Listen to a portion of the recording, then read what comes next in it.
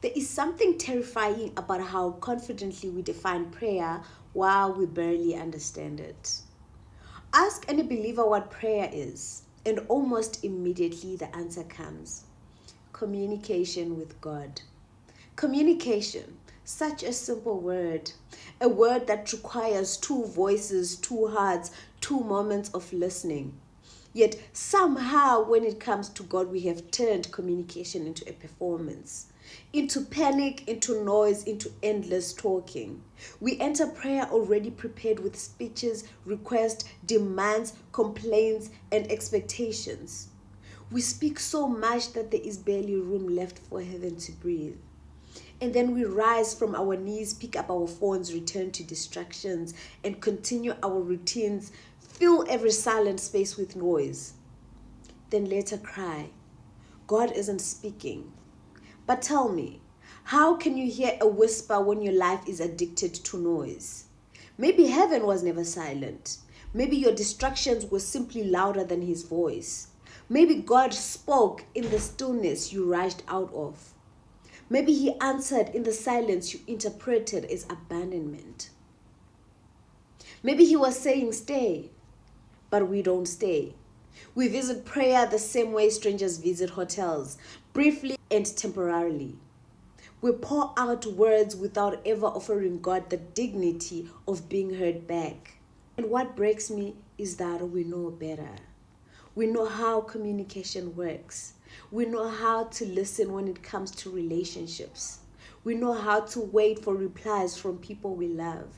We know how to analyze tones, study messages, replay conversations. We know how to sit for hours trying to understand human beings.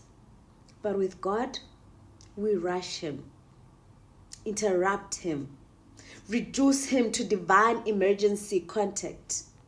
We speak to him, not with him, then become offended when heaven does not move according to our schedule. Some people only pray when they are drowning, only worship when life is collapsing, only seek God when fear finally humbles them enough to kneel. And when the answer delays, they walk away saying, I'm not in a season of prayer anymore.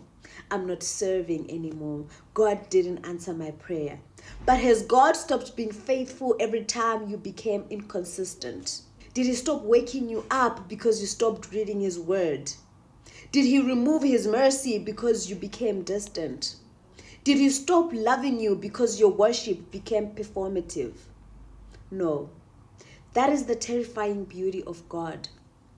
Even while being ignored, he remains kind. Even while being blamed, he remains patient. Even while people use his name carelessly and in vain, misrepresent him, lie in his name, abandon him, the moment life hurts, he still keeps breath in their lungs. And somehow we still dare to call him unfaithful. Prayer was never meant to be manipulation. Yet some people approach God not as a father, but as a transaction. If you do this, then I'll serve you. If you answer this, then I'll trust you. And when heaven does not respond the way we imagined, we accuse God of being distant. But maybe the distance was never God moving away. Maybe it was us refusing to sit long enough to recognize him. Because prayer, real prayer, demands surrender, not performance, not empty repetition, not spiritual speeches designed to impress people, but surrender. The kind that silences pride, the kind that forces you to sit still enough to confront yourself. Because sometimes the reason prayer feels uncomfortable is because silence reveals what distractions we're hiding.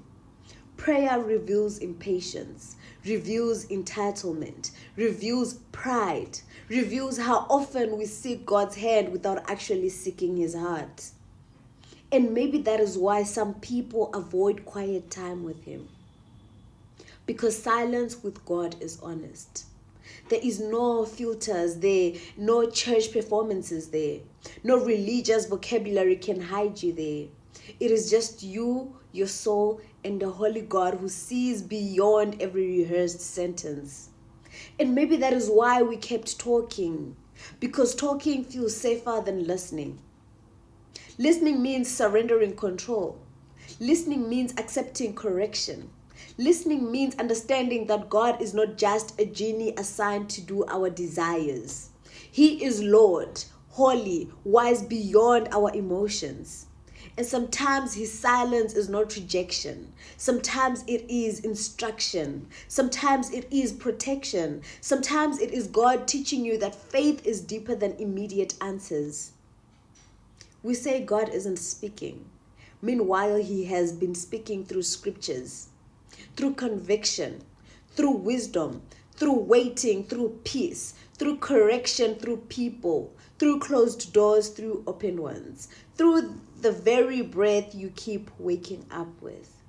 But we miss it because we only expect God to sound like our desires.